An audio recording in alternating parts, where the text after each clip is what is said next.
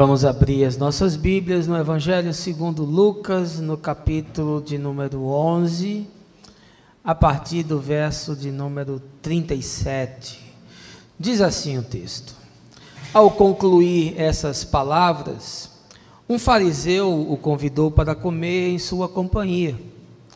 Jesus, aceitando, foi e reclinou-se junto à mesa conforme o costume. Entretanto, o fariseu, notando que Jesus não se lavara de acordo com a tradição cerimonial que antecede as refeições, ficou surpreso.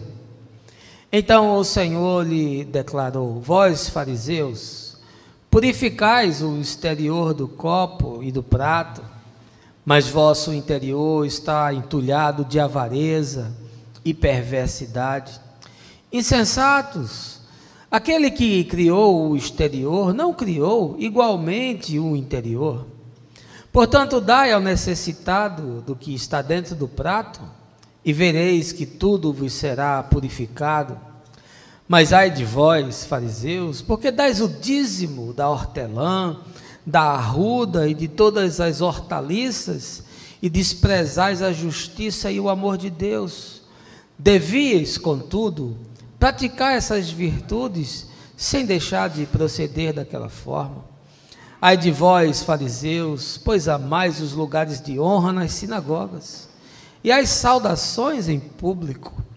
Ai de vós, porque sois como sepulturas que não são vistas, por sobre as quais os homens andam sem o saber. Então um dos advogados da lei advertiu a Jesus: Mestre, quando dizes essas palavras, também nos ofendes a nós outros? Todavia ele afirmou: Ai de vós também, advogados da lei, porque sobrecarregais as pessoas com fardos que dificilmente podem carregar. No entanto, vós mesmos não levantais um só dedo para ajudá-las. Ai de vós, porque edificais os túmulos dos profetas, sendo que foram os vossos próprios antepassados que os assassinaram. Assim sois testemunhas e aprovais com cumplicidade essas obras dos vossos antepassados, porquanto eles mataram os profetas e vós lhe edificais os túmulos. Por isso também Deus advertiu em sua sabedoria: Eu vos enviarei profetas e apóstolos, dos quais assassinarão alguns e a outros perseguirão. Pelo que esta geração será considerada responsável pelo sangue de todos os profetas derramado desde o início do mundo, desde o sangue de Abel até o sangue de Zacarias, que foi morto entre o altar e o santuário. Sim, eu vos asseguro, contas de tudo isso deverão ser prestadas por essa geração. Ai de vós, advogados da lei, porque vos apropriastes da chave do conhecimento, contudo vós mesmos não entrastes, nem permitistes que entrassem aqueles que estavam prestes a entrar. Enquanto Jesus se afastava dali, começaram os fariseus e os mestres da lei a criticá-lo com veemência, buscando confundi-lo acerca de muitos assuntos.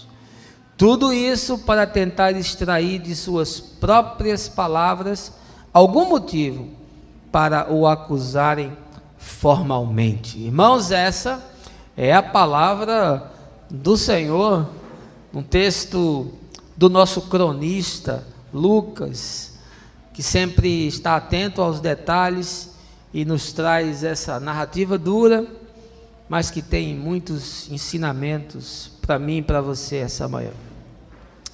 O direito civil protege o indivíduo que foi vítima de um trauma físico, seja um acidente, seja uma agressão, inclusive proporciona que em determinadas circunstâncias haja o ressarcimento financeiro por aquele dano.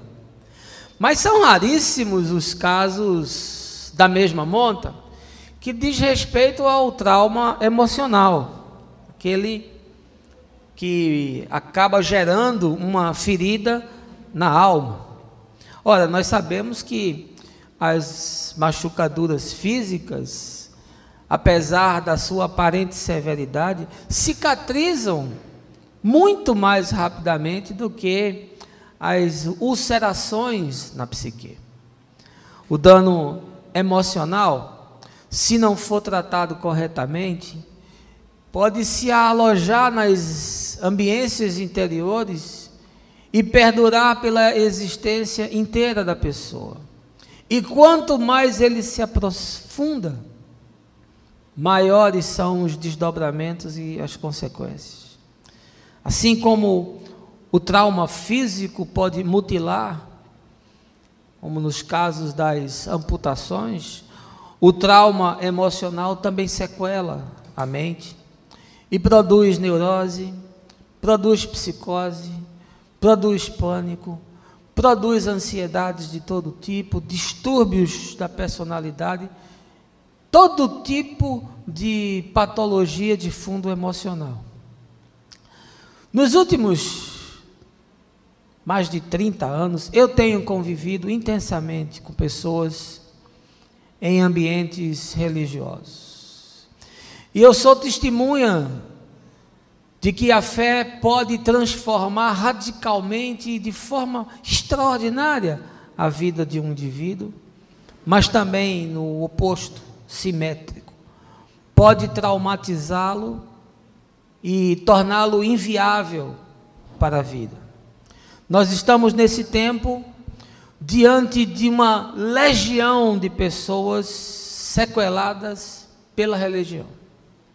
E o pior de tudo, a grande maioria não tem sequer o discernimento de que está enferma de coração e de mente. Boa parte das igrejas ditas evangélicas no Brasil tornou-se uma usina de doenças, de deformidades de matiz emocional, são produtoras e são incentivadoras de um tipo de histeria que é muito comum no diagnóstico psicanalítico, que é a histeria religiosa. Igrejas podem e devem se constituir lugares terapêuticos, de cura, de libertação, de asseio de alma, mas também são capazes de se tornar fábricas de doenças mentais, o que eu chamo de sanatórios religiosos. E eu fico assustado com a quantidade de gente que está enferma, doente nesse meio. Pessoas que foram abusadas emocionalmente, estupradas na sua consciência, manipuladas de todas as formas, adestradas para seguir cartilhas comportamentais, castradas na sua humanidade, represadas nos seus sentimentos, estimuladas ao disfarce, à prática daquela piedade culposa, a autojustificação, que é uma desgraça. São incontáveis as questões e são inumeráveis as consequências. Existe uma legião enorme de pessoas que estão agonizando dentro das igrejas, e uma outra de número incontável que foi expurgada do meio, ou porque surtou, e o doente no meio religioso sempre é retirado, a igreja não suporta conviver com nenhum tipo de diferença, ou porque não suportou as dinâmicas daquilo que era feito e saiu, mas saiu mutilado para a vida. Essa manhã, diante dessa questão que me assusta e que aumenta a cada dia, eu queria lhe convidar a uma reflexão e quem sabe até a um mergulho interior, para você revisitar aquilo que aconteceu no seu coração, na sua alma, porque você pode ser uma vítima, e até uma vítima silenciosa desse processo. E para que haja libertação é preciso uma análise honesta, corajosa, verdadeira, que não lhe poupe, não lhe torne autoindulgente, porque só a verdade liberta. Mas eu não quero prosseguir sem antes lhe convidar a um momento de oração. Baixe a sua cabeça, feche os seus olhos. Meu Pai, nós estamos vivendo nesse tempo tão difícil, onde as igrejas, ao invés de serem locais de pacificação, de acolhimento, de desenvolvimento de saúde emocional, de promoção de relações intensas, duradouras, acabou se transformando numa usina de neuroses, numa fábrica de maníacos, num ambiente insalubre, num lugar onde a religião trama para produzir traumas, e onde as pessoas, ao invés de irem melhorando, vão se tornando cada vez pior, onde o olhar vai se tornando cada vez mais negativo, onde ambivalências vão sendo cada vez mais expostas, e as ansiedades e os medos e os distúrbios que isso produz são sem precedentes.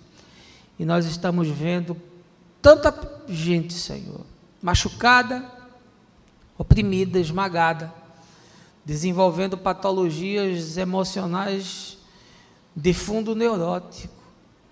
Uma religião que, ao invés de produzir pacificação, produz doença. Mas essa manhã, expostos à Tua palavra, eu quero que Tu nos alargue o entendimento e abra a nossa mente para compreender as verdades do Evangelho. É isso que eu te peço, no nome de Jesus. Amém. Deixa eu lhe convidar para entrar na casa de um fariseu do tempo de Jesus, porque você pode entrar na casa de um fariseu hoje, se você quiser. E se você me procurar depois do encontro, eu posso lhe dar vários endereços onde você pode ir. Mas eu quero lhe convidar para estar na casa de um fariseu aos moldes da seita religiosa judaica, de maioria no Sinédrio, na casa desse homem que convida Jesus para almoçar com ele. E eu não sei qual eram as suas intenções, se ele queria fazer uma média, se ele estava disposto a deixar que as pessoas se impressionassem, porque o texto que antecede essa passagem que nós lemos, fala que Jesus estava diante de uma grande multidão, e ele estava proferindo discursos, e a fala de Jesus é uma fala surpreendente. Jesus é um homem que, quando abre a boca, imediatamente ele desperta ou um profundo amor ou um profundo ódio. As palavras de Jesus eram inquietantes. Jesus não era como os mestres do seu tempo. Jesus era um homem de palavras cortantes, penetrantes, que desnudavam os sentimentos e os pensamentos mais profundos. Portanto, aquelas pessoas estavam admiradas ou chocadas com o discurso do Senhor. E quando ele terminou, chega esse fariseu e convida-o para ir à sua casa. E o chama para comer e para estar na intimidade, porque para o judeu esse momento da ceia, esse momento da alimentação é um momento privado, santo, íntimo, que você não o compartilha com qualquer pessoa. Daí o fato de que o judeu não podia se sentar à mesa com qualquer um, sob o risco de se contaminar naquilo que estava fazendo. E havia toda uma série de rituais de limpeza, de oblações, que conduziam e preparavam o indivíduo para aquele momento íntimo de partilha do pão, de tomar o vinho e de se alimentar. E Jesus vai para a casa desse homem, mas Jesus não é um sujeito condicionado. Ele não é condicionado nem pelos preceitos sociais, nem ele é condicionado pelas questões religiosas. Jesus não segue cartilhas comportamentais. Jesus não tem preocupações ou pruridos com a opinião dos terceiros. Jesus não está preocupado em fazer uma política eclesiástica. Ele não tem preocupações em agradar e satisfazer a opinião dos seus espectadores. Jesus É um homem resolvido. Ele sabe quem é, ele sabe para o que foi enviado. Portanto, ele vai para a casa desse homem sem disfarces, sem defesas, sem preconceitos, sem pré-julgamentos. Aliás, o fato dele aceitar ir à casa do fariseu já demonstra que ele está aberto ao encontro, porque ele foi na casa de Zaqueu e aquela visita foi maravilhosa. Essa, por outro lado, foi trágica. Jesus não se furta do encontro difícil. Jesus não evita situações embaraçosas. Jesus não foge das pessoas, tenha ela boa ou má reputação. Ele não tem preocupação com isso. E chegando na casa do fariseu, ele se arrumou ali, naquele momento íntimo, para partilhar daquela refeição. A mesa judaica é uma mesa sempre baixa, não tinha o design do nosso tempo. O judeu não usava cadeira para se sentar, ele se acomoda, ele se recosta de alguma forma, e certamente estão ali as pessoas daquela casa, e certamente também estão com eles os seus discípulos, e aquele é um lugar que já tem uma forma própria de funcionar. Aquele é um ambiente que tem os seus próprios códigos de conduta. Aquela é uma casa cheia de reprimendas, de etiquetas. Aquele é um ambiente que está recheado de olhares e de prejuízos sobre o que é feito. E imediatamente, a primeira coisa que o fariseu percebeu é que Jesus não cumpre esse código ascético, essa etiqueta comportamental, essa reverência à lei. E aqui no caso não é nem a lei de Moisés, mas já é o acréscimo que é feito na tradição dos fariseus, que havia criado todos esses rituais de limpeza. E aí ele fica chocado, e aí ele fica surpreso, e aí ele fica perplexo, pelo fato de que aquilo era uma ofensa muito grande, e obviamente nenhum rabino poderia não conhecer essa forma, essa cartilha, esse código de ética pseudo-religiosa, porque Jesus não faz nada daquilo. Agora você imagina o constrangimento, você imagina, quem sabe, a mulher desse fariseu chocada, você imagina os filhos escandalizados, você imagine os escravos e os serviçais da sua casa, todos sem compreender. Imagina o constrangimento que se gera naquele ambiente, porque era de se imaginar que ao menos as coisas básicas e elementares da religião de Israel fossem obedecidas e fossem observadas naquele momento. E aí você imagina que o sujeito que é convidado na sua casa, ele vai pedir desculpa, ele vai tentar se conformar àquilo que é o seu costume, o seu hábito. Ele vai fazer assim uma meia-culpa, ele vai levantar educadamente, pedir licença, procurar as talhas nas quais se guardavam a água para purificação, fazer a sua lavagem, fazer um salamaleque, quem sabe assim uma cara de contrição, gerar aquele ar de pseudo-piedade, aquele biquinho que a gente faz quando vem tomar a ceia, sabe? Aquela cara assim de santo que foi devastado pela dureza dos dias, e que quem sabe ele vai voltar ao seu lugar, vai se aproxegar, vai, quem sabe, fazer uma oração, daquelas orações impostadas: Senhor, nosso Deus, nosso Pai, nós te glorificamos nessa manhã. Mas Jesus não faz nada disso, muito pelo contrário. Ele abre a caixa de ferramenta, e aí ele diz: agora tu vai ouvir o que tu nunca ouviste na tua vida, porque eu não vim aqui para fazer graça, eu não vim aqui para me submeter às suas etiquetas. Eu não vim aqui para me conformar com os seus disfarces. Eu não vim aqui para fazer parte do seu ascetismo. Eu não estou aqui para me tornar mais um nesse circo que você cria. Eu não estou disposto a me submeter a essa ambiência de medo, a esse peso de castração, nesse ambiente onde rir é pecado, nesse ambiente onde se alegrar é ofensivo. Jesus não estava disposto a nada disso e, portanto, ele começa a ser muito duro.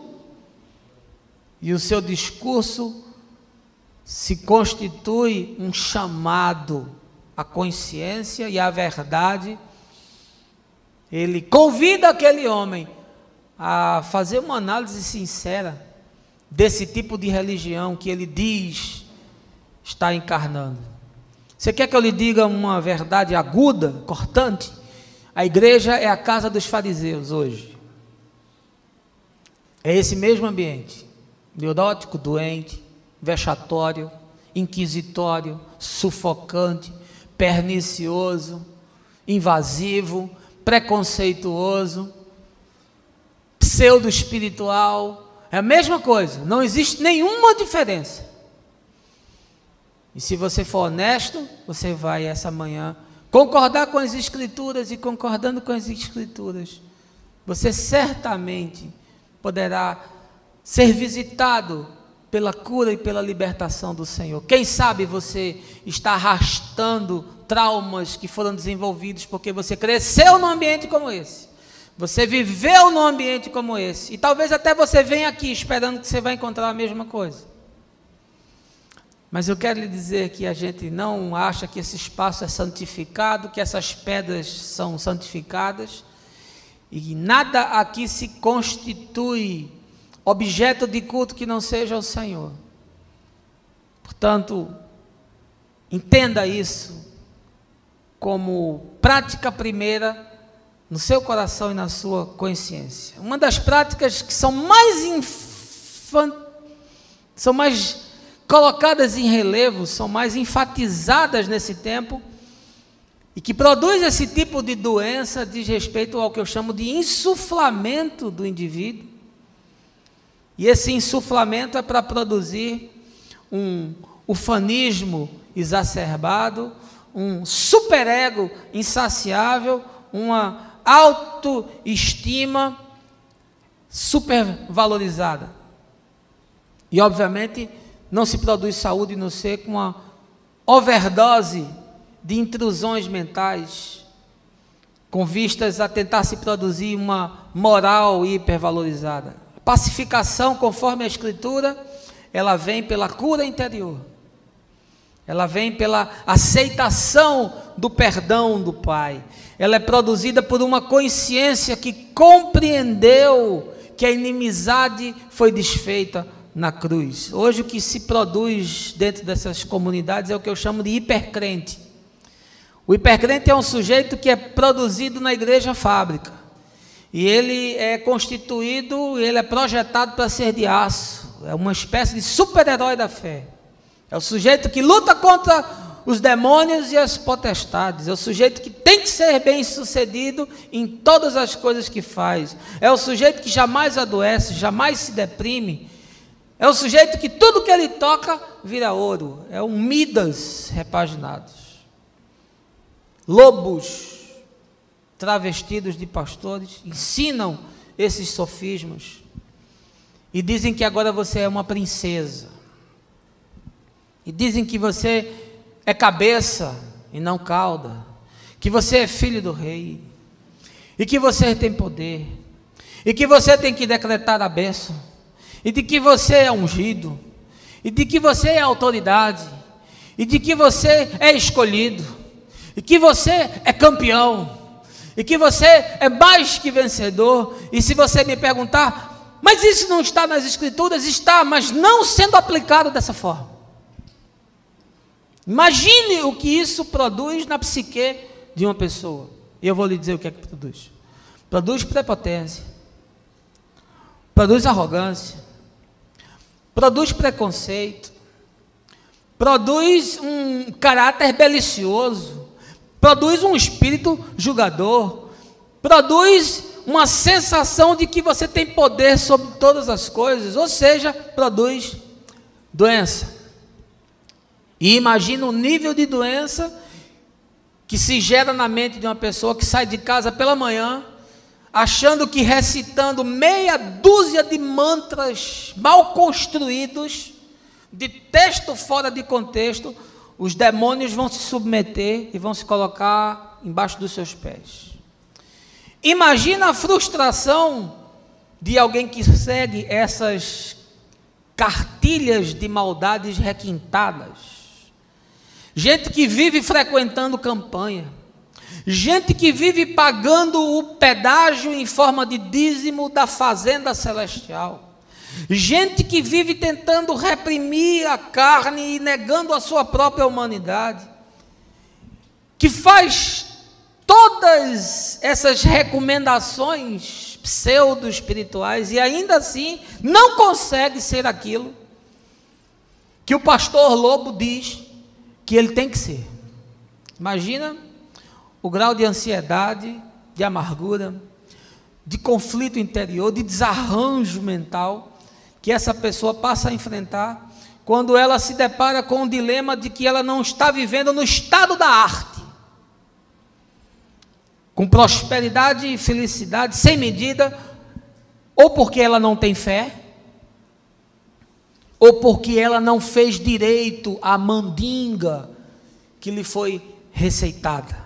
Ora, o resultado não poderia ser outro, é uma legião de agnósticos modernos, de gente decepcionada com Deus, de gente refratária à igreja, de gente impermeável à fé, de gente desiludida com o evangelho, não podia ser outro. E isso está acontecendo debaixo do nosso nariz. São os filhos do engodo, são os abortos da teologia da prosperidade, são indigentes de alma que se multiplicam aos milhares e aos milhões, e não há quem os possa tratar com a seriedade que o tema requer, com a verdade que o tema requer, com a firmeza que o tema requer, mas também com a doçura, porque o amor tem que ser firme. O amor não pode ser negligente, o amor não pode ser indulgente. O amor, que é amor verdadeiro, nos chama ao confronto. O que é que esse encontro de Jesus na casa do fariseu pode nos ensinar essa manhã? Eu penso que aqui estão descritos de forma muito explícita, e eu vou apenas contextualizar para o nosso tempo, os sintomas de alguém que se tornou enfermo de mente, de alma, de coração, alguém que tem úlceras que foram produzidas por esse tipo de espiritualidade, que não poderia produzir outra coisa a não ser uma doença muito profunda e um trauma existencial sem precedentes. 7 questões que estão no texto e que revelam essa manhã, é uma anamnese que produz um diagnóstico, e você pode se autoanalisar, e você pode comparar com as crenças e as convicções que você talvez carregue. E você que me assiste, seja honesto, seja sincero, seja verdadeiro, e certamente o Espírito do Senhor nos conduzirá a bom termo para que a gente caminhe num caminho seguro. Esse número 7 é cabalístico, mas eu acabei vendo no texto que são 7 as questões que Jesus trata, ou seja, ele trata o tema de forma completa, ele trata o tema sem deixar espaços para a dúvida ou para a conjectura fraudulenta, ou para a inquietação daquilo que não tem uma resposta. Jesus coloca a questão de maneira bem holística, ele vai no cerne da questão. Primeira coisa que produz esse tipo de doença espiritual, e que nós adquirimos isso no convívio na ambiência de lugares insalubres, de igrejas que são sanatórios. É a valorização da imagem e da performance. Veja aí, verso de número 39, volte ao texto, a mensagem é expositiva. Então o Senhor lhe declarou: vós fariseus, purificais o exterior do copo e do prato, mas vosso interior está entulhado de avareza e perversidade. Você sabe o que é que produz doença, meu irmão? O que produz doença é a performance. O que produz doença é o culto da imagem. O que produz doença é você parecer, mas você não ser. O que produz doença é uma encenação existencial. E era justamente isso que os fariseus faziam. Era justamente essa camuflagem daquilo que você realmente é, e daquilo que você realmente pensa, e daquilo que você de fato faz. Eram aquelas roupas talares com aquelas franjas enormes, eram aquelas barbas que eram aparadas milimetricamente, eram aqueles ascetismos higiênicos que se imaginava produzir uma purificação daquilo que encrostou no lado de dentro, que se tornou gordura, que se tornou sujeira, que não sai com esse banho superficial epidérmico, ineficiente. E os fariseus se tornaram esses homens legalistas, se tornaram esses leitores compulsivos do texto, a tal ponto que eles acharam que a lei tinha poucas reprimendas, eles acharam que a lei tinha poucas instruções e criaram a tradição dos fariseus. Tradições que ganhavam peso maior do que aquilo que estava na própria lei. Ah, como é parecido com os nossos dias, com os nossos dogmas, com as nossas confissões, com os nossos credos, com as nossas santas tradições evangélicas. Era a cultura da imagem. E aí Jesus disse: vocês fariseus se preocupam muito com aquilo que aparece. Vocês se preocupam muito com aquilo que está patente, que pode ser lido, discernido pela pessoa. Vocês fazem uma adoração àquilo que está como imagem. Mas do lado de dentro vocês estão cheios de arrogância, de ganância, de avareza, de inveja, de maledicência. Vocês acham que o olhar de Deus é superficial? Você acha que os olhos de Deus não penetram no mais íntimo do seu ser? Você acha que o olhar de Deus não é um scanner de alma que faz uma leitura dos seus pensamentos? Mas nós vivemos nesse teatro a céu aberto. Nós transformamos a igreja num palco onde nós fazemos uma encenação e um desfile da nossa pseudo-espiritualidade fraudulenta. É um estelionato da vida. E Jesus foi implacável e disse: vocês vivem nessa postura, nesse exercício performático para serem admirados pelos homens, mas eu sei quem vocês são. Eu sei o que se esconde aí dentro. Eu sei que por trás dessa aparência piedosa, eu sei que por trás desse cabelo comprido, eu sei que por trás desse vestido alinhado, eu sei que por trás desse paletó engomado, eu sei que por trás dessa aparência de família perfeita, eu sei que por trás desse exalar, dessa espiritualidade que não suporta a luz do dia e da verdade, existe um embusteiro vivendo aí. O impostor que há em mim. É um livro que eu recomendo a leitura, se não me engano, acho que é do Hernán Dias Lopes. Jesus sabia que aquilo era firula, era folclore, e Jesus não suporta o disfarce. Aquela parábola dos dois filhos, um diz: pai, eu vou trabalhar conforme tu deseja, lá na plantação. O outro diz: não vou não. Não vou porque eu não estou afim, não vou porque eu não estou com saco, eu não vou porque eu não estou com força, com energia, com desejo, não vou não. O que disse que ia, fez apenas um melaço, uma baba, e não foi, e o que disse que não ia, contristado e arrependido, tomou a decisão e foi. Deus não suporta o disfarce. Isso adoece, sabe por quê? Porque você começa a viver na representação, porque você passa a encarnar um personagem que você não é. E aí você vai utilizando máscaras, como diz Soren Kierkegaard, você vai fazendo da vida um baile, uma encenação, um teatro do pseudo-real. E aí em cada lugar desse que você vai passando, você vai tendo que botar o seu disfarce e a sua fantasia.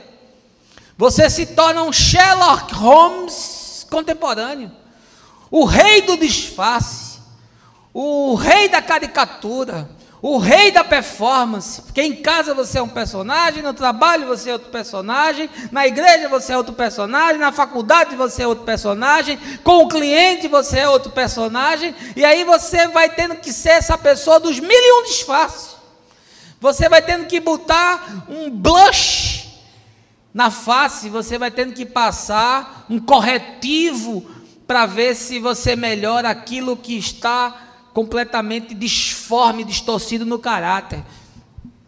Não tem maquiagem, meu irmão, que você consiga impedir que o olhar de Deus entre, penetre e discirna aquilo que está no coração. Isso aqui era o expediente dos fariseus. Ai, como a igreja vive supervalorizando essa vitrine e esquecendo que de fato as pessoas carregam, porque eu e você somos feitos de contradição, de imperfeição, de incongruência. E quem assim se reconhece, e quem assim se percebe, e quem assim se coloca diante de Deus como o publicano culpado que entra no templo, bate no peito e diz: eu não sou digno, mas eu preciso de ti. Esse é curado, pacificado e sai justificado para a vida.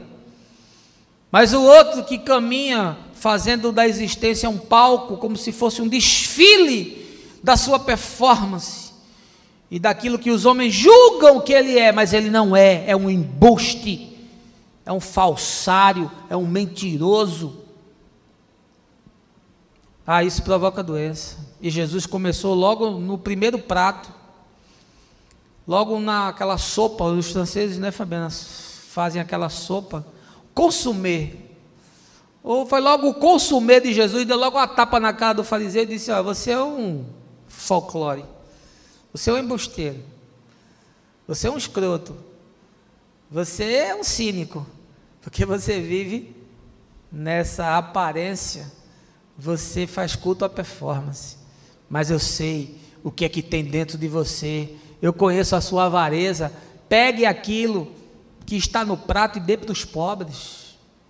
Pare de ser alguém que faz só entulho e que guarda e que acumula e que não reparte. Jesus sabia, fez logo a leitura daquilo que estava no seu coração. Segunda coisa que produz doença e que é sobrevalorizado dentro de ambientes religiosos é o letrismo e o apego seletivo às doutrinas. Veja aí o verso 42.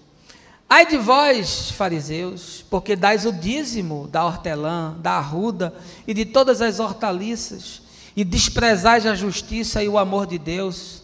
Devias, contudo, praticar essas virtudes, sem deixar de proceder daquela forma. Os fariseus eram cumpridores contumazes da lei. Eles tinham um apego ao código, eles faziam culto da letra. Eles eram implacáveis na aplicação do juízo, mas era uma coisa seletiva. Eles faziam aquilo que eles entendiam que de alguma forma os privilegiava diante da percepção do coletivo. Era um apego seletivo às doutrinas. E aí Jesus diz: vocês são tão melindrosos, vocês são tão apegados a questões ritualísticas, que vocês dão o dízimo até da hortelã, até do coentro, até do cominho, que eram aquelas hortaliças que eram menos importantes. O dízimo não era Como nos nossos dias, o dízimo não era pago em dinheiro, você tinha as ofertas, mas você também trazia os dízimos da sua produção. Você trazia o dízimo do seu rebanho, você trazia o dízimo da sua plantação. Você também trazia para o templo ofertas que eram entregues a partir daquilo que você produzia. E aí o texto está dizendo que Jesus está dizendo, vocês dão o dízimo daquilo do mínimo que ninguém percebe.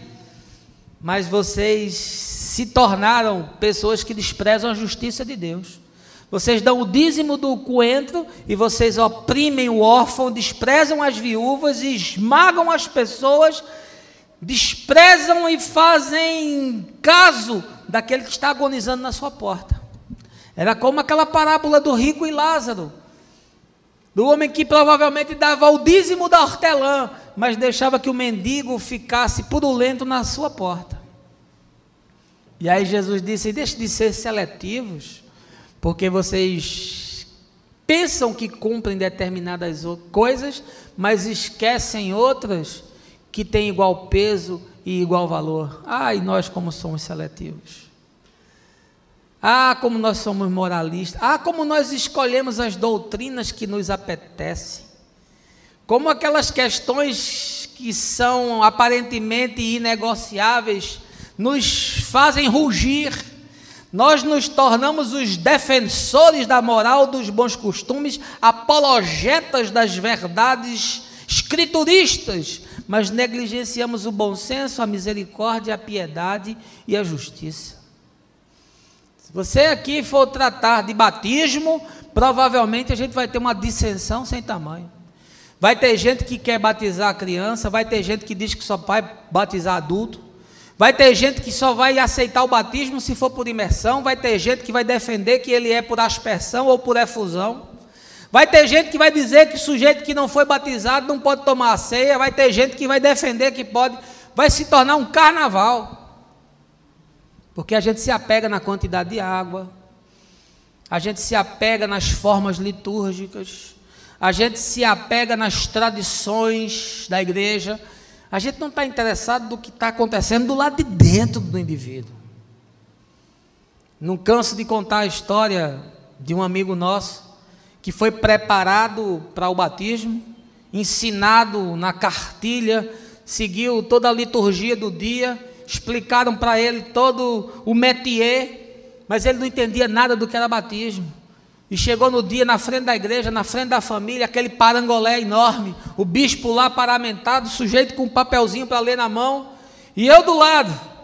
E aí fez-se aquela célebre pergunta do catecismo: sabes tu o que significa o santo batismo? E ele, olhando fixo para o bispo, assustado, disse não. E aí foi um constrangimento sem fim. Eu fiquei tão chocado que me virei para rir, porque eu não me aguentei, porque ele estava com todas as informações, ele tinha ensaiado aquele ritual, mas ele não havia compreendido ainda o que era batismo. Ele foi lavado, mas ele não foi batizado. Deram um banho nele, mas ele não compreendeu as verdades do ato espiritual que estava acontecendo ali. Ele não entendeu as dimensões daquilo que se projetava. Ah, como tem gente brigando aí, meu irmão, brigando pelo entendimento de questões doutrinárias, como tem gente se apegando a milindres. Outro dia foi uma discussão sobre masturbação, e aí se torna assim um debate filosófico, porque eu queria que você me mostrasse masturbação na Bíblia. Procure aqui um texto que fala de masturbação e me traga para a gente discutir.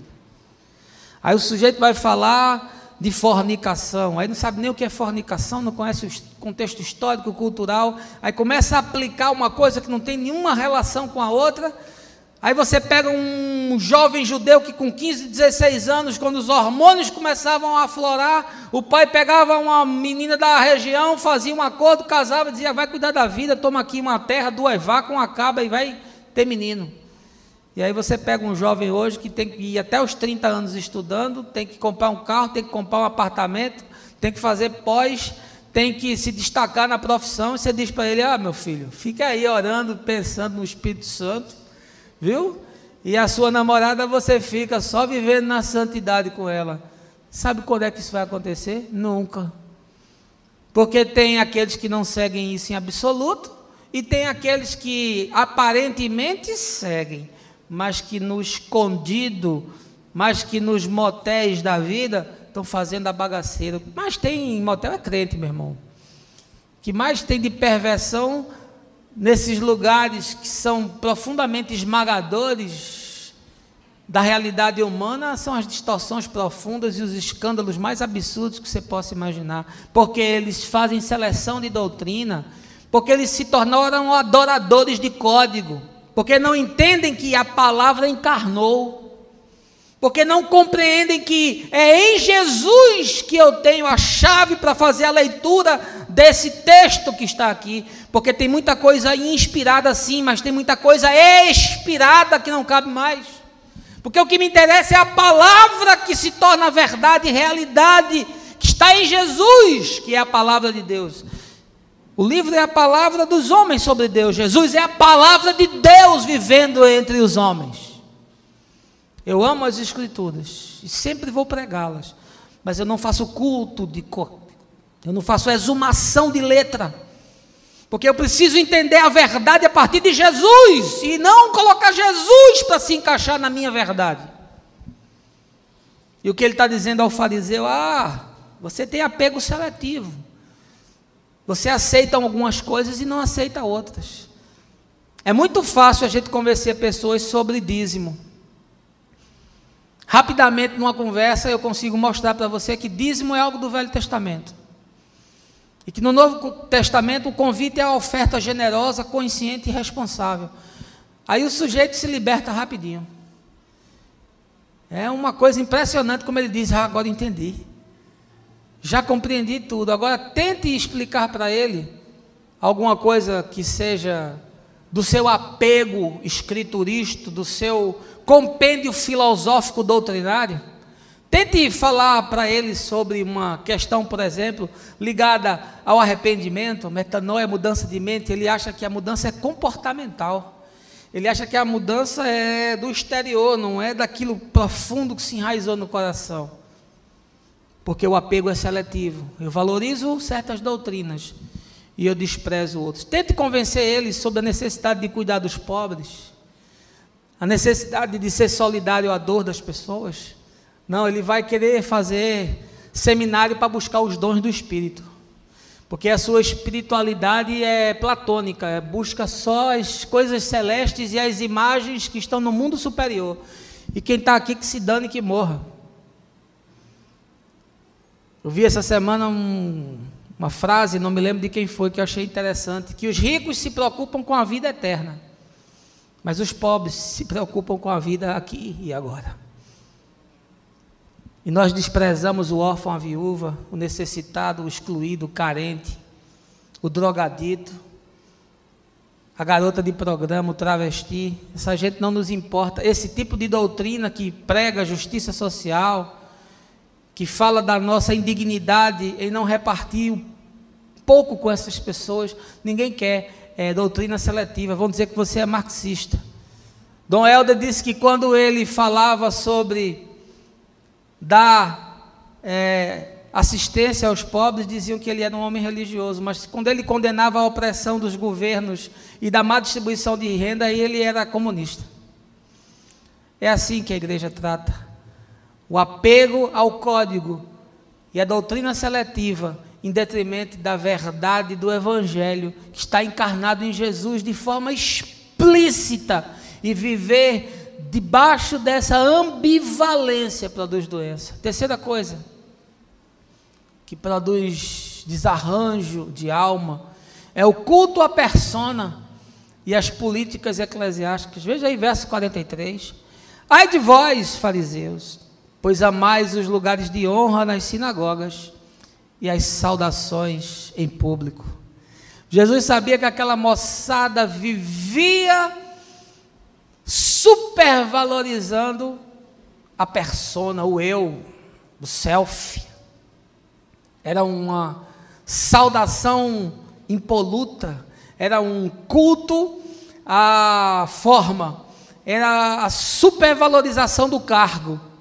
E quanto mais importante fosse o cargo, mais deferências e mais salamaleques a pessoa fazia jus. E ele diz: ai de vocês, porque vocês amam esses lugares de honra, vocês amam essas saudações em público, vocês fazem um culto de si mesmos, e vocês vivem engendrados com esse tipo de política eclesiástica. Ah, meu irmão, de política eclesiástica eu entendo.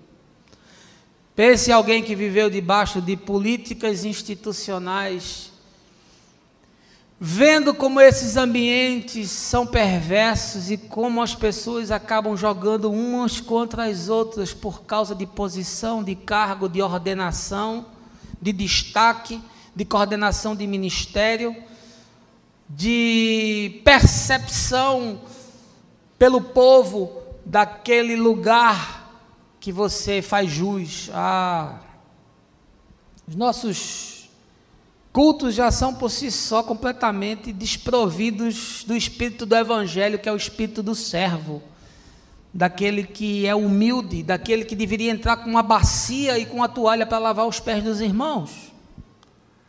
As nossas roupas são pomposas. Pastores e bispos e evangelistas e profetas sentam-se na vitrine, separados do povo. Até a própria arquitetura da igreja privilegia esse lugar de destaque, o átrio. Aí depois você tem uma elevação do lugar santo, e onde ficam os pastores e bispos é o santo dos santos. Os sujeitos estão ali para serem contemplados. Não existe a noção de que nós somos uma geração e uma nação de sacerdotes conforme Jesus.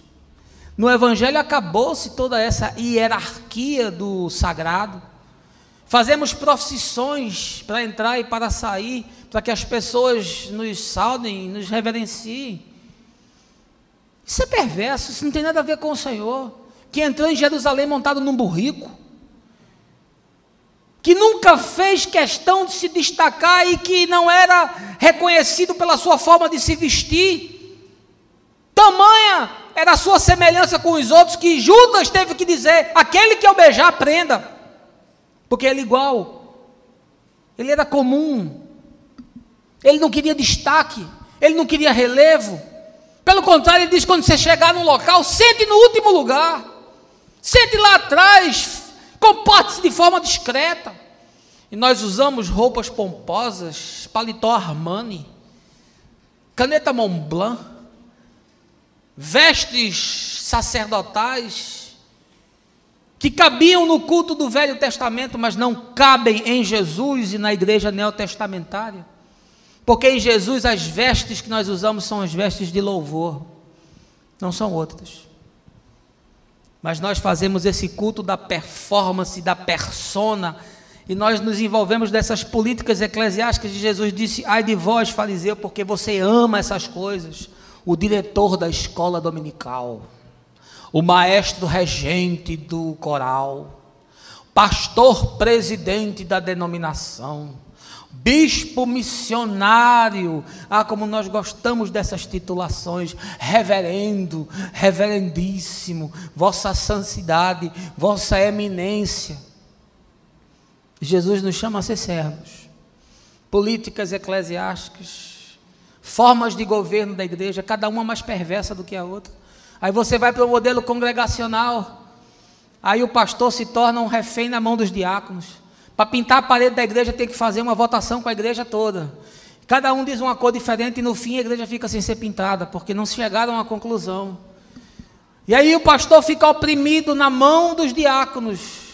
E por isso foi criado aquele versículo: resisti ao diácono e ele fugirá de vós.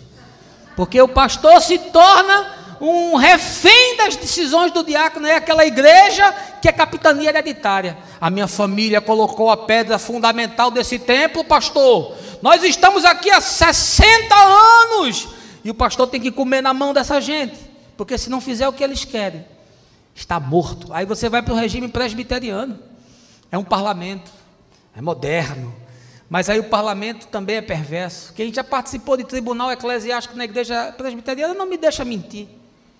Sabe de como aquilo é jogado, como aquela coisa é asfixiante, como você dá privilégio para que um irmão possa esmagar o outro.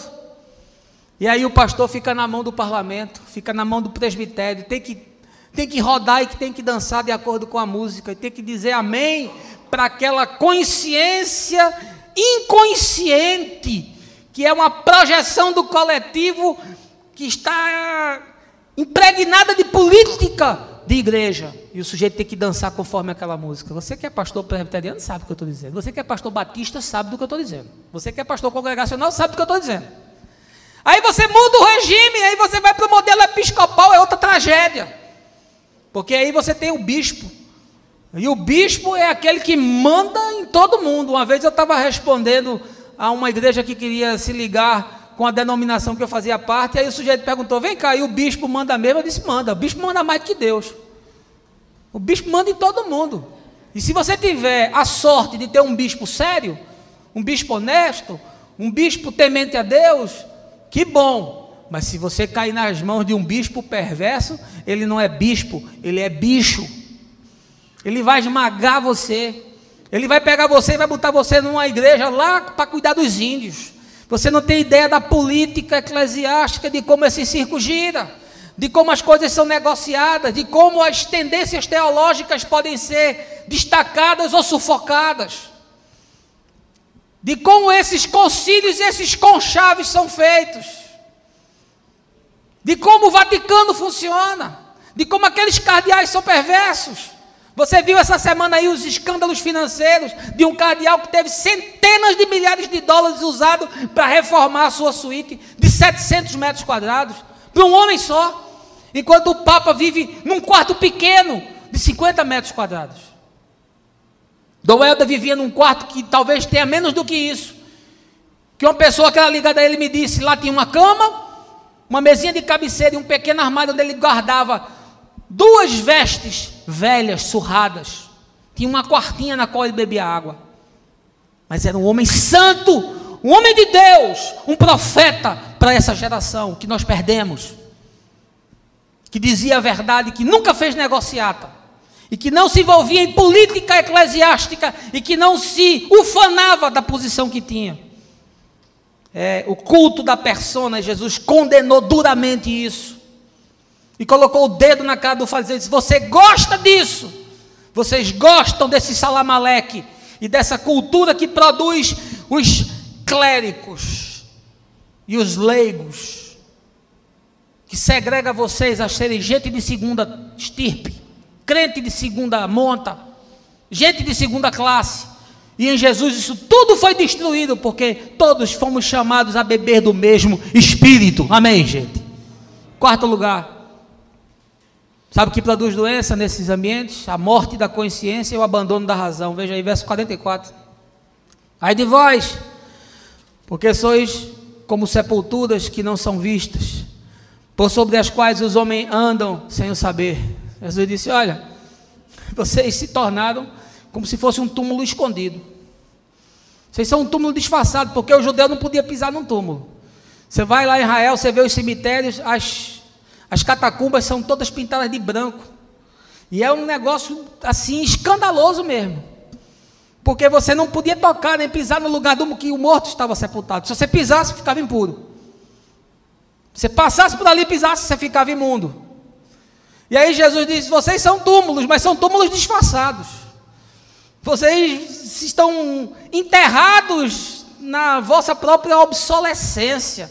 Vocês estão enterrados na vossa própria perversidade, e os homens estão convivendo com vocês, e não são sequer capazes de discernir. Vocês estão vivendo nessa perspectiva, são sepulturas que não são vistas. Sabe o que é isso? É a morte da consciência e o abandono da razão. Se vocês já estão tão perversos, vocês já se tornaram tão hipócritas, vocês já se fizeram tão cínicos, que não há nada mais que os acenda, e que os chame à verdade da vida, e que os convide de volta à razão, e que os remeta a qualquer possibilidade de consciência que chame a verdade. Vocês se tornaram, a mente de vocês se tornou um cemitério. Nada mais consegue brotar aí, nada mais consegue nascer aí, nada mais consegue ser aceso nessa consciência que está morta e cauterizada pelo pecado. É isso que ele está falando. Como a gente vive nessa perspectiva. Nós não queremos que a nossa consciência se acenda, nem nós queremos viver com razão. Nós fazemos coisas que são impensáveis. Paulo diz que o nosso culto é racional. É feito com entendimento e com ordem. Aí o sujeito pensa que culto é aquele espaço onde o Espírito Santo vai fazer uma anarquia. Que não tem ordem, não tem sequência, que o sujeito chega aqui, abre a Bíblia e prega aquilo que o Espírito trouxer. Isso é o espírito de porco que está trazendo, meu irmão. Não é o Espírito Santo. Porque o Espírito Santo nos convida a andar conforme a razão, o bom senso e a consciência. Não é um lugar onde todo mundo fica orando em línguas, não, porque Paulo diz que isso não serve para coisa nenhuma.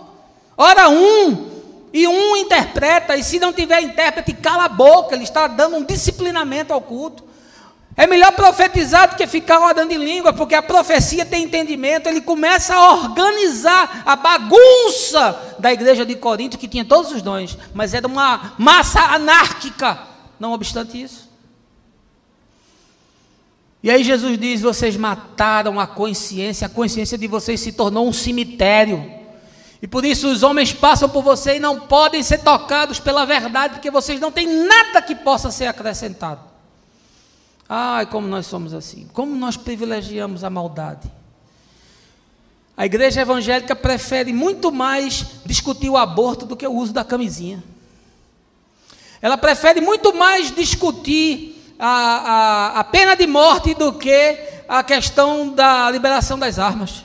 Ou seja, é sempre algo que privilegia aquilo que é absurdo, porque as nossas moralidades, os nossos conceitos retóricos da fé nos impedem de perceber que às vezes é melhor escolher o mal menor do que a desgraça maior. O mundo perfeito não existe. A sociedade perfeita não existe. Portanto, eu tenho que usar do bom senso para tentar tratar questões que são às vezes impossíveis de serem tratadas. A questão do casamento homossexual é uma questão, por exemplo, de cunho do Estado, de cunho civil, do direito daquele que tem a sociedade com o outro.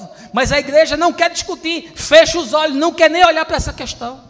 Porque os nossos pruridos, porque nós somos essa geração de gente separada melhor do que os outros, porque o sangue de Jesus perdoou o meu pecado, mas não pode perdoar o do outro. E aí nós vamos perdendo toda a consciência do Evangelho, que nos chamam à leitura do nosso tempo, que nos convida a olhar as questões prementes dos nossos dias, porque nós preferimos ficar discutindo o aparelhamento do Estado, com milhões e milhões e milhões de reais gastos em segurança, do que discutir a liberação da maconha. É isso, porque a nossa hipocrisia não aguenta. A gente prefere financiar a indústria do tráfico, porque se você voltar para a década de 70, quando eu nasci, e antes disso, os meus pais, os meus avós, ladrão no Brasil era ladrão de galinha.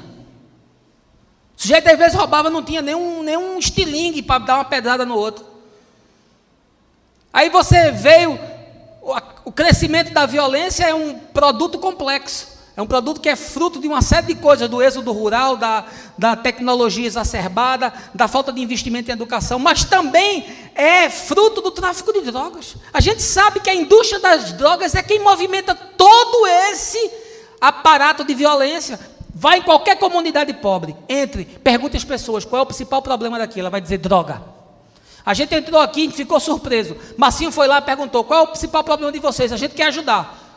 Aí você pensa que o cara vai dizer educação. Aí você pensa que o cara vai dizer saúde. Aí você pensa que o cara vai dizer saneamento. Aí o cara vai dizer é emprego. Aí todo mundo diz, problema daqui? Problema daqui? É droga. É tráfico. Mas esse aparelho se autoalimenta, porque a própria polícia se corrompe e começa a traficar também, e aí você investe milhões e milhões e milhões de reais no aparelho policial que é corrupto, e que ele próprio gira em torno desse mercado, e aí a gente não quer discutir políticas que possam trazer algum tipo de mal menor, mas aí a gente fica investindo naquilo que se torna o mal pior, porque a nossa consciência está cauterizada. Porque nós estamos imaginando que a gente está vivendo no paraíso, que a gente ainda está no Éden. Nós estamos no século 21, uma sociedade caída. E nós temos que ser chamados a discutir, a debater essas coisas. A igreja deveria ser protagonista desses tempos.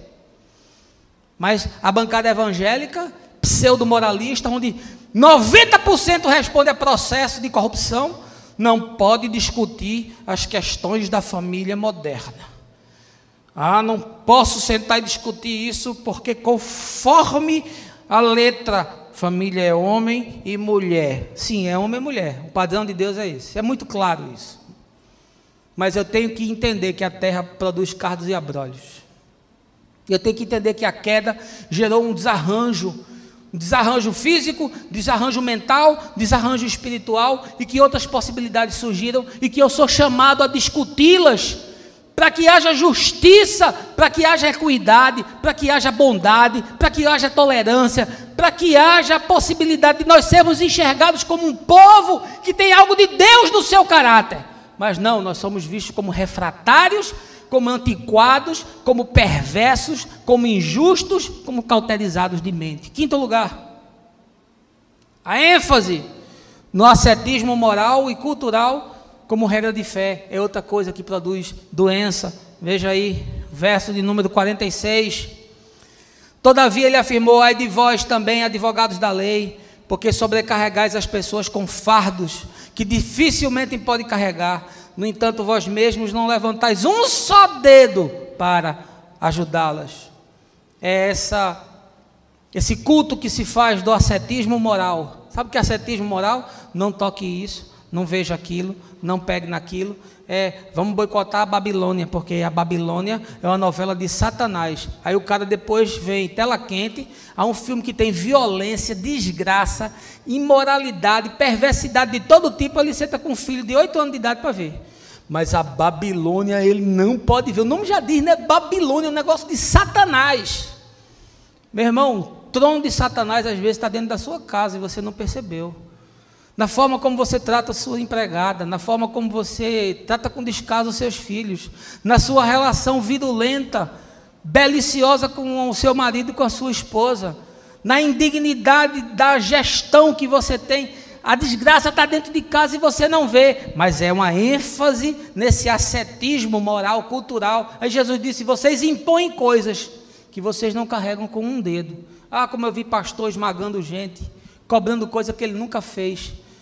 Era namorado, levava a namorada para tudo quanto era lugar, às vezes comia ela dentro da igreja mesmo, na sala da escola dominical, fechava a sala e transava ali mesmo. E não venha me dizer como é que é não, que eu sei como esse jogo é jogado. Aí depois que virava o pastor, aí estava o jovenzinho lá tirando um sarro com aquela magrelinha, coitada, a bichinha está lá, eles dois naquele desespero. Aí pega o casalzinho, traz, aí disciplina pública, exclui da ceia, aí gera uma marca na pessoa, aí gera a exclusão, porque os santos não podem se misturar com os pecadores. Aí você cria uma ferida na pessoa enorme, por causa de uma perversidade que o sujeito nunca carregou com um dedo. Os que mais condenam as práticas culturais do nosso tempo são os que mais fazem escondido. A gente uma vez estava no cinema, eu e Fabiana, muitos anos atrás. Aí quando a gente viu, o pastor passou assim, um pastor de uma igreja pentecostal. Quando ele viu a gente, ele se jogou dentro do cinema, no escuro, para a gente não ver ele, porque ele estava no cinema. Mas ele proibia as pessoas da igreja a ir no cinema.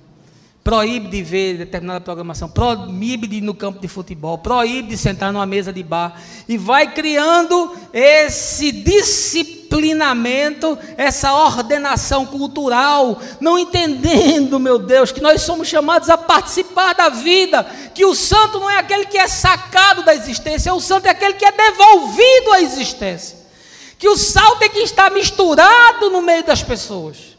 E aí vai criando essa cultura de tornar você esse sujeito sacado. Você é a comunidade de Qumran. Você tem que viver na montanha. Você tem que viver separado de tudo. Porque você não se mistura. Não, esse ambiente eu não posso ir. Jesus entrou em todos os ambientes. Jesus entrou em aldeia de leproso. Entrou em cidade de samaritano, que eram lugares impenetráveis. Entrou na casa do fariseu. Nunca se furtou a ir a lugar nenhum, nunca nunca se privou de nada, estava em todos os ambientes, porque não era a ambiência que influenciava ele, era ele que influenciava a ambiência.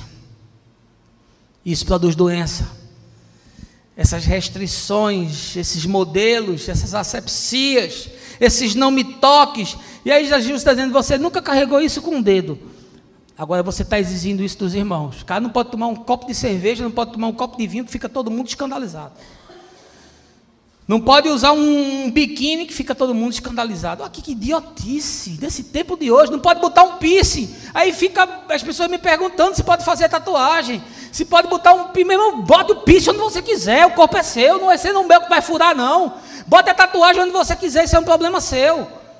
Não porque é a marca, porque é o texto de Levítico, então pegue a lei de Levítico inteira e viva por ela, porque a Escritura diz que se você observa a lei e você falhar num ponto da lei, você falhou em todos. Eu, como não vivo pela lei, vivo pela graça, se eu quiser fazer tatuagem, eu faço tatuagem onde eu quiser.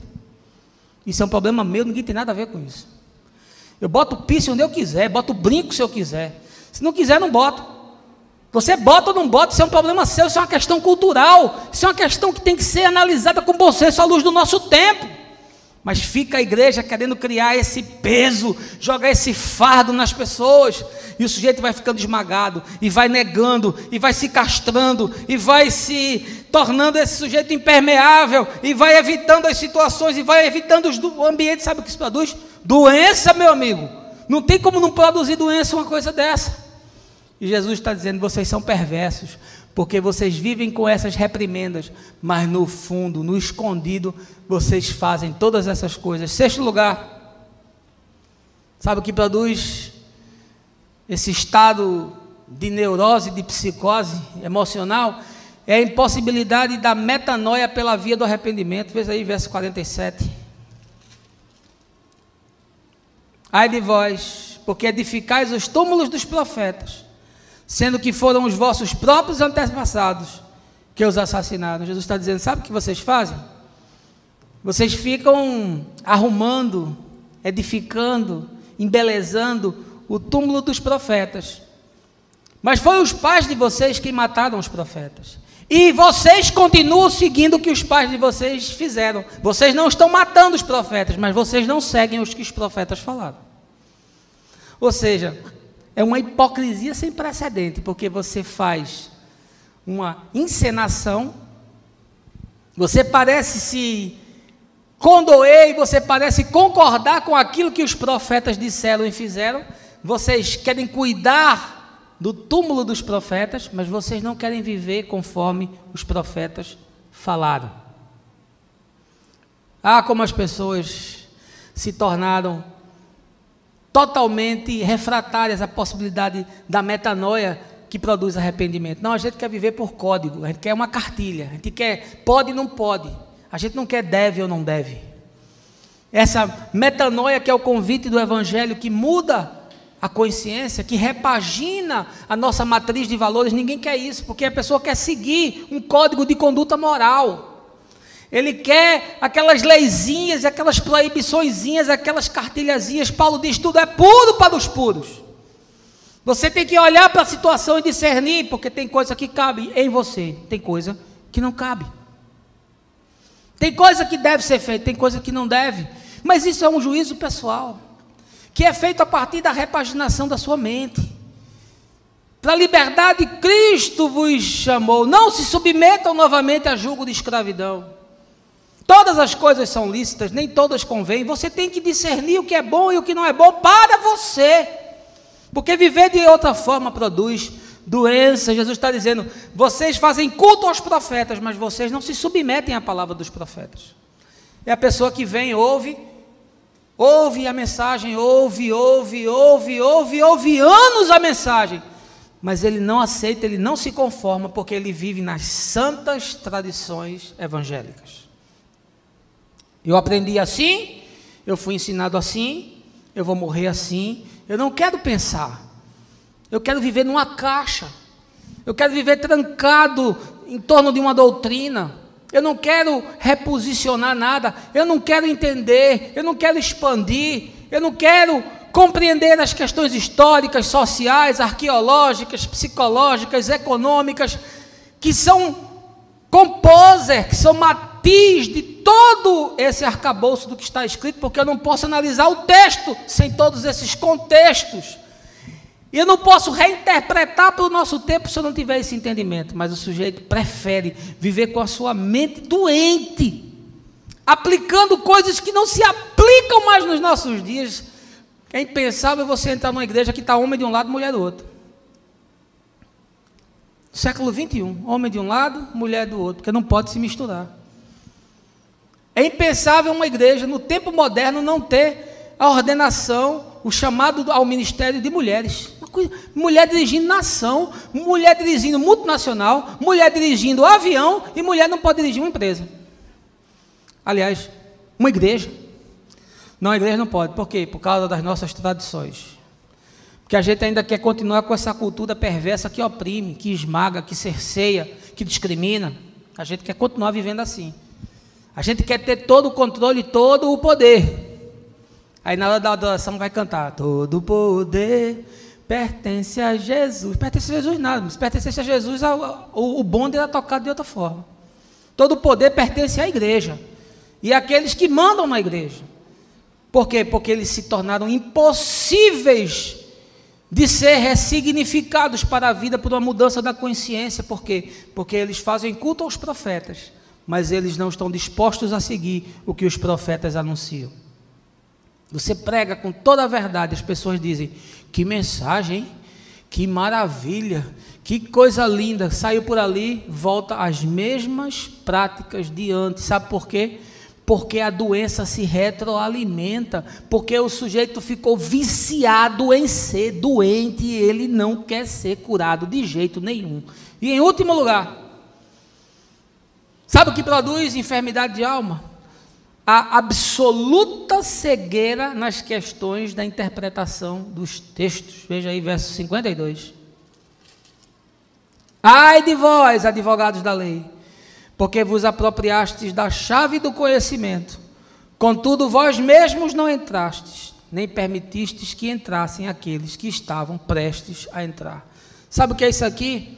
É uma gnose repaginada, são os gnósticos do nosso tempo, que não conseguem fazer a interpretação mínima das coisas mais elementares, não conseguem fazer a transposição mínima das aplicações imediatas do texto com o bom senso necessário, e tendo Jesus como essa chave de interpretação, a palavra viva que encarna e que nos mostra e que nos conduz de fato à verdadeira piedade e santidade que está no coração do Pai, mas nós não conseguimos. Por que as pessoas são tão engodadas? Por que as pessoas são tão enganadas? Por que as pessoas são tão manipuladas? Porque tem lobos nos púlpitos, usando de todo tipo de sofisma, de mentira, de engendramento pseudo-espiritual, de construções falaciosas, de teologias perversas, que produzem abortos espirituais, e não filhos da graça e filhos do reino, por questões ligadas à interpretação do texto. Por que o Velho Testamento é mais pregado do que o Novo nessas igrejas? Por que se faz culto a Davi, a Moisés, a Abraão, a Elias, aos grandes heróis de Israel? Porque nesses textos históricos há um farto material para você fazer todo tipo de manipulação com as pessoas. Os caras quase não falam no Evangelho. Jesus se torna um personagem irrelevante. Vá nessas igrejas que pregam prosperidade e você vai ver isso. 80%, 90% do que eles pregam é no Velho Testamento. E está associado a essa hegemonia do período histórico dos reis e dos profetas de Israel. E aí é em cima disso que se cria essas doutrinas e se constrói essas falácias ligadas à prosperidade, ligadas ao governo, ao triunfo, à vitória. É tudo construído em cima disso. E as pessoas são levadas a esse engano e a esse equívoco. Por quê? Porque elas não querem Deus, elas querem prosperar. Meu irmão, se você quer prosperar, vá trabalhar, que você ganha dinheiro e você fica próspero. Porque Jesus não prometeu riqueza para seu ninguém, pelo contrário, deixou muito claro que aquele que desejasse segui-lo iria ter que abrir mão e iria perder todas as coisas. Iria estar desprovido dessas ambições materialistas. Paulo diz, olha, tanto você está humilhado como ser honrado, se eu tiver o que comer está bom, se tiver com o que me vestir está bom. Por que eles não ensinam isso? Por que eles não falam de Jesus nos convidando à simplicidade do reino? Por que eles não falam dos textos que nos chamam ao desapego, à generosidade, a repartir? Por que eles não pregam isso?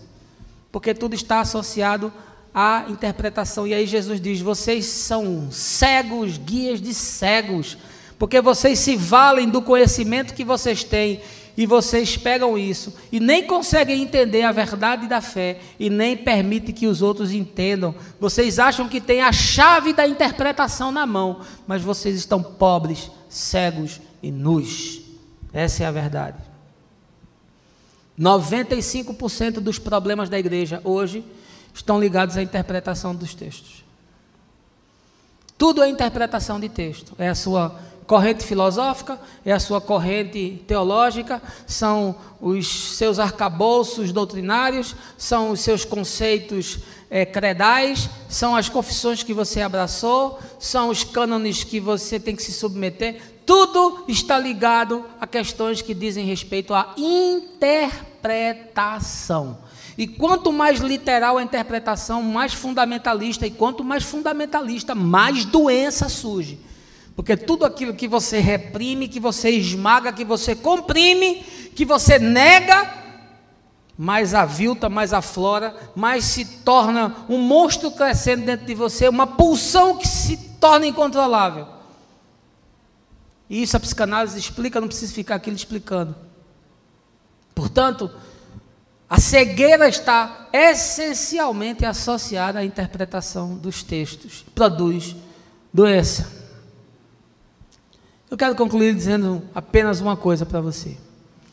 Jesus fala no Evangelho de João que nós vamos conhecer a verdade, João capítulo 8, e que a verdade vai nos libertar. Só tem uma forma no Evangelho de haver saúde na nossa vida: saúde emocional, saúde espiritual e até, pela forma de você viver, uma saúde física. Só tem uma forma, é você caminhar na verdade. Aí você vai dizer, mas a verdade tem muitas faces. Não, a verdade do Evangelho só tem uma única face, e o nome da verdade se chama Jesus. E conhecereis a Jesus, e Jesus vos libertará. É só você trocar.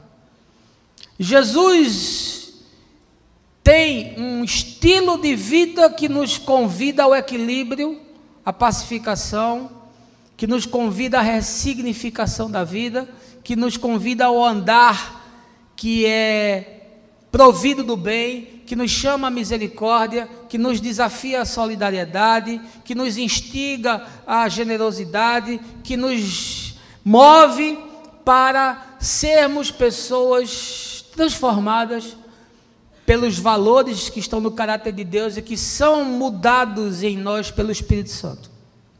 Esse é o desafio.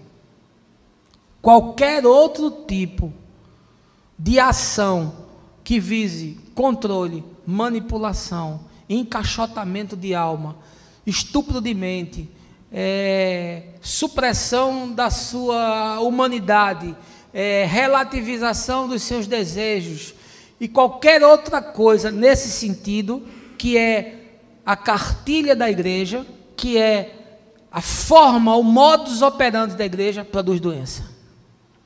E cada vez mais a doença se aprofunda.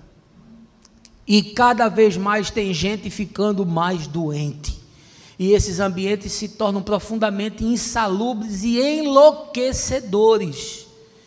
E o resultado último disso é uma geração de gente que se decepciona com Deus, que se torna refratária ao Senhor e que vai agora buscar em outras fontes ou se torna completamente agnóstico e, em última instância, se torna ateu. Porque nada daquilo que lhe foi apresentado se tornou concretude, materialidade e verdade na sua existência. É uma tragédia, mas é o que acontece. Portanto, eu quero lhe trazer essa palavra essa manhã. E quero pedir que o Espírito de Deus possa ter aí mexido, sacudido você, para que você observe e tenha o discernimento de perceber se há alguma dessas questões, ou até mais de uma, que estão presentes em você. Isso é como um vírus, isso fica ali incubado, isso fica ali alojado, mas está atuando. E não é o fato de você ter se desligado, de você ter saído, e de você ter rompido, eventualmente, com uma ambiência, uma instituição perversa e caduca e desajustada como essa, que vai produzir por si só a sua cura espiritual. Não vai. As pessoas saem desses lugares, mas muitas vezes os lugares continuam dentro da alma da pessoa. E o processo de cura é uma exposição constante e regular à verdade do Evangelho. É a coragem de olhar para dentro e trazer esses fantasmas à luz, para que eles, expostos à luz, se dissipem. É ter a energia e a disciplina de tomar decisões e de se abrir a possibilidade de reinterpretar o texto. Volte às Escrituras, leia de novo, leia os Evangelhos de novo, leia as Epístolas de novo. Sem essa lente da religião que estava embaçando e distorcendo a sua capacidade de entendimento. Jogue fora todos os pré-conceitos que foram aí enxertados na sua mente. E comece novamente. E comece a ler de novo. E comece a interpretar de novo. E você vai ver que, livre dessas coisas, o seu entendimento vai ser completamente outro. E a paz de Deus vai pacificar a sua alma, que hoje pode ser esse espaço dilacerado, essa terra devastada e seca, e vai produzir um oásis, e vai produzir um lugar de refrigério, onde há campos verdejantes, e onde a graça de Deus se estabeleça para sempre como verdade inamovível, e como graça pacificadora no seu coração. Amém? Que o Senhor lhe abençoe, que você tenha um bom domingo, que seja um tempo de proveito com aquelas pessoas que você ama, com os seus, e que nós possamos estar refletindo nessa palavra. No nome de Jesus, amém.